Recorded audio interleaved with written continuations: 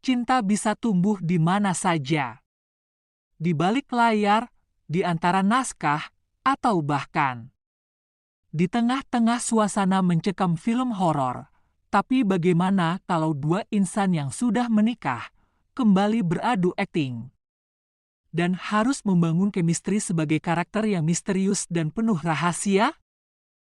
Kali ini, kita akan mengupas cerita di balik film horor bioskop terbaru berjudul Gundik, yang mempertemukan Luna Maya dan sang suami, Maxim Buttier, sebagai lawan main, tapi lebih dari sekadar film horor.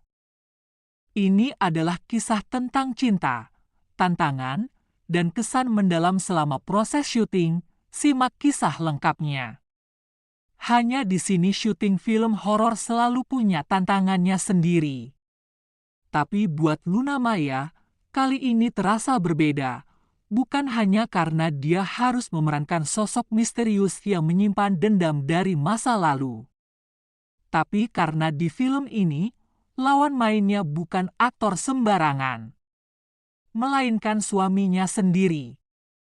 Aku tuh awalnya sempat ragu. Serius ini aku main bareng Maxim? Di film horor pula, tapi ternyata seru banget. Karena aku bisa ngelihat sisi Maxim yang beda banget waktu dia di set. Dia super fokus, dan kita kayak jadi orang lain, ucap Luna. Film Gundik berkisah tentang seorang wanita simpanan zaman kolonial yang arwahnya bergentayangan karena pengkhianatan. Luna memerankan tokoh utama bernama Rukmini, sementara Maxim memerankan Adipati, seorang arsitek muda yang tak sengaja membangunkan kutukan dari masa lalu. Walau dalam kehidupan nyata mereka adalah pasangan romantis, di film ini mereka harus membangun dinamika yang jauh lebih kelam. Di set, aku sama Maxim gak bisa manja-manja kayak biasa. Hahaha. Karakter kita tuh tegang terus. Jadi kita harus profesional banget. Kadang malah kita saling cuek dulu biar emosi karakternya nyampe, ucap Luna. Tantangan emosional jadi hal utama buat Luna. Karena Rukmini bukan sekadar tokoh seram, tapi karakter dengan luka batin mendalam. Dan bermain di depan suaminya sendiri kadang justru membuat emosi jadi makin rumit. Ada adegan di mana aku harus marah besar ke Maxim. Dan jujur itu berat banget. Karena aku ngerasa kayak aduh ini bukan dia, ini Adipati, ini bukan suamiku. Tapi karena kita udah saling percaya, semua jadi lebih mudah, ucap Luna. Syuting film horor seringkali dilakukan di tempat-tempat yang sunyi dan angker. Tapi buat Luna, yang paling menakutkan bukanlah lokasi, melainkan bayangan trauma masa lalu karakter Rukmini yang harus dia hayati. Kadang aku suka kebawa mimpi, karena peran ini cukup dalam. Tapi Maxim selalu bantu aku buat grounding, balik ke kenyataan. Dia tuh support system aku banget di set, ucap Luna. Bekerja bersama pasangan memang bisa jadi pedang bermata dua. Tapi bagi Luna dan Maxim, pengalaman ini justru memperkuat ikatan mereka. Mereka belajar untuk menyeimbangkan antara profesionalisme dan cinta, antara karakter fiksi dan realita. Kita jadi makin respect satu sama lain sih. Karena aku lihat betapa kerasnya dia kerja, betapa totalitasnya dia. Dan dia pun bilang hal yang sama ke aku, ucap Luna. Film Gundik bukan hanya soal hantu dan kutukan, tapi tentang bagaimana masa lalu membentuk kita. Dan dalam proses itu, Luna dan Maxim tidak hanya membangun cerita, tapi juga membangun memori yang tak terlupakan sebagai pasangan seniman. Aku bersyukur banget bisa ngelewatin proyek ini bareng Maxim. Karena ini bukan cuma film, tapi bagian dari perjalanan hidup kita," ucap Luna. Ketika cinta dan seni bersatu dalam karya. Begitulah kisah Luna Maya dan Maxim di film Gundik. Dari rasa takut, luka, hingga cinta. Semua mereka wujudkan dengan sepenuh hati. Semua berawal dari sebuah skrip eksentrik yang diajukan oleh sutradara muda idealis. Skrip berjudul Holor Gundik itu sempat ditolak beberapa PH besar. Namun satu produser berani mengambil risiko. Dan ketika nama Luna Maya disebut sebagai tokoh utama, banyak yang meragukan. Mereka bertanya, mampukah Luna menghidupkan karakter seberani itu? Luna tidak gentar. Ia tahu, peran ini bisa menjadi titik balik dalam karirnya. Ia mendalami karakter Sarmi, seorang wanita desa yang menjadi korban patriarki dan akhirnya bangkit lewat jalan yang penuh luka. Luna menjalani pelatihan berat, turun langsung ke pedalaman Jawa untuk menyatu dengan budaya lokal. Ia bahkan belajar bahasa Jawa halus dan kasar secara intensif.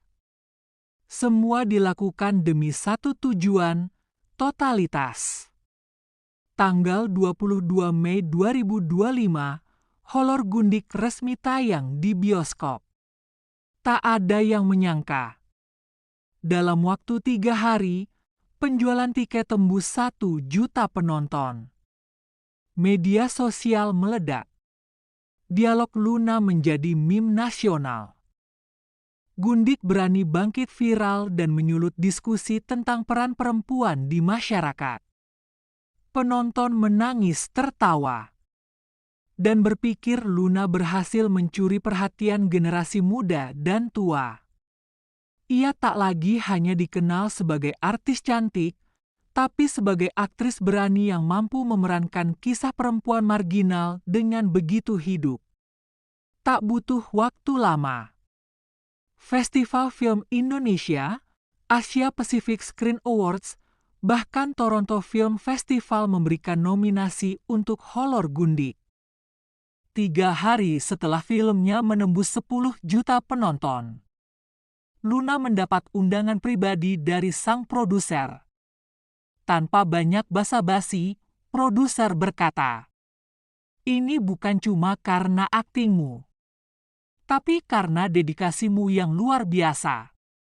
Di hadapannya, sebuah amplop besar dan sebuah kunci mobil mewah. Bonus senilai miliaran rupiah diberikan sebagai bentuk terima kasih.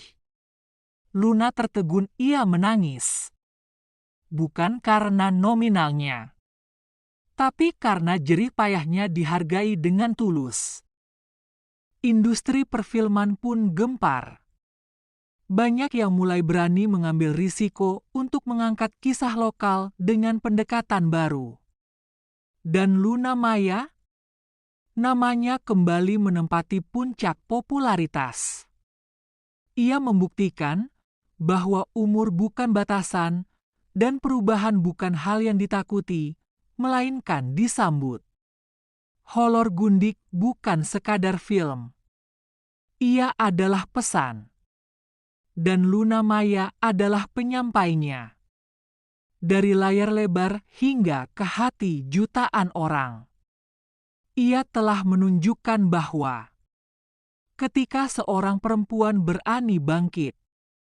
Tahun ini, dengan momentum bonus film Gundik, Luna merasa ini saat yang tepat. Ia ingin berkurban. Tapi bukan 1, 2 sapi besar. 1 atas nama almarhum ayahnya. 1 lagi atas namanya pribadi. Tanpa publisitas. Tanpa sponsor. Dengan jaket sederhana dan masker di wajah. Luna Maya diam-diam mendatangi peternakan.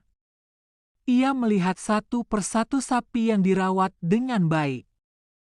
Salah satu peternak bahkan mengaku terharu. "Saya nggak nyangka, Bak Luna datang sendiri. nggak pakai rombongan.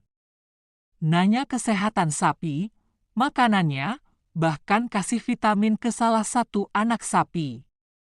2 ekor sapi pun akhirnya dipilih. Besar, sehat, dan siap untuk dikurbankan. Luna tersenyum. Bukan karena puas, tapi karena merasa tugas hatinya terpenuhi. Bagi sebagian artis, ibadah kurban adalah bagian dari citra. Tapi tidak dengan Luna Maya. Di balik 2 ekor sapi itu, ada kisah pengorbanan dan luka.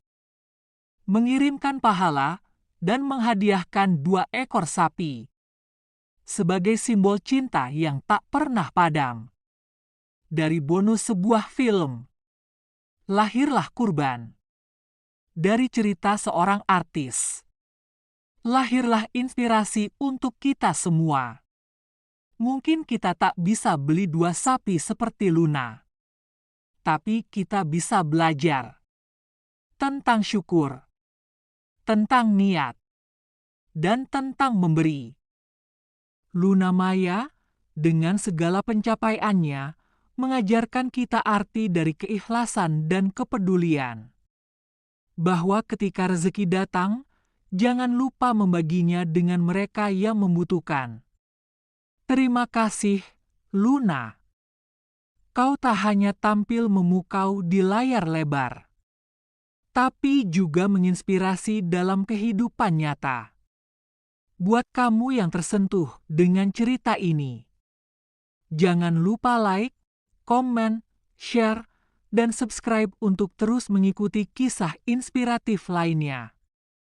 Sampai jumpa di video selanjutnya.